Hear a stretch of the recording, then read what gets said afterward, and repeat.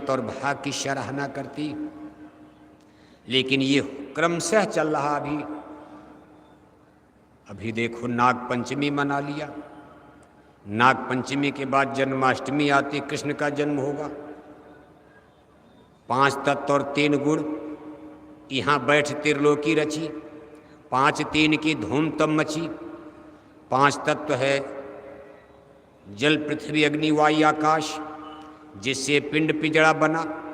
एक झीना जाल बनाया है 3 गुणों का, सतोगुण रजोगुण तमोगुण का। ये 5 तत्व और 3 गुणों के पिजड़े में आत्मा बंधी है।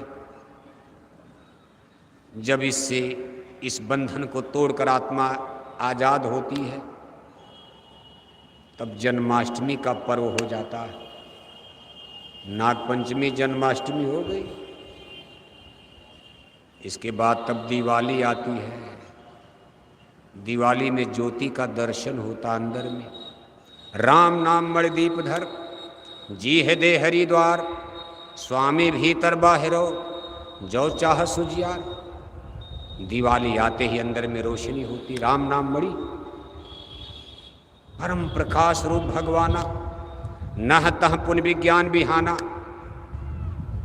वहाँ हर समय 24 आवर्स उजाला ही उजाला। ये जीव जग करके वहाँ पहुँच रहा, उस मुकाम पर पहुँच गया। यानी इसको ब्रह्म स्वरूप का दर्शन होता। राम नाम मणि, जी है दे हरिद्वार। जी माने आत्मा, दे हरि माने दरवाजा। जैसे पुराने जमाने में जब लाइट बिजली का युग नहीं था, एक ही दिया में लोग काम चलाते थे। पहले दिया जला करके चौखट पर रखा जाता था। तेल का, बाती का, इन सब चीज़ों की कमी थी। कभी एक ही दिया में दोनों काम, कुछ प्रकाश अंदर चौखट पर। अपने बैठक की चौखट पर पहले दिया रखने का नियम था। उसी एक ही दिया से कुछ उजाला अंदर में और कुछ उजाला बाहर में, एक ही दिया दोनों काम करता था। ऐसे हमारी स्पिरिट सोल, ये जो जीवात्मा है, दोनों आँखों के बीच में सिचुएटेड है। इसको इस शरीर का बुर्ज, छज्जा, आखिरी मंजिल मुकाम कहा गया, आज्ञा चक्र, यानी ये पिंड की चोटी कहा गया है।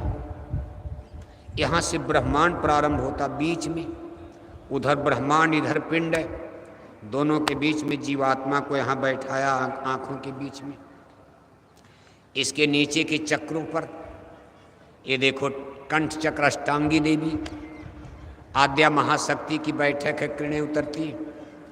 इसके नीचे हृदय चक्र, मौत के देवता भगवान शंकर और पार्वती की किरणें उतरती।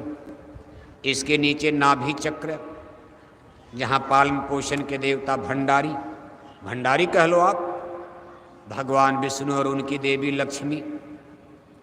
इसलिए धन दौलत की देवी लक्ष्मी मानकर आप दिवाली में पूजा करते हो कि देवी मैया की पूजा करो, लक्ष्मी की धन देंगी।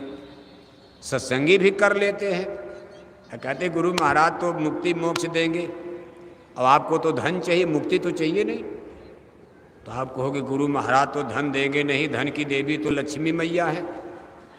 तो सत्संगी कहते कहीं धोखा न हो जाए, गुरु की पूजा करते करते हम गरीब न हो जाएं।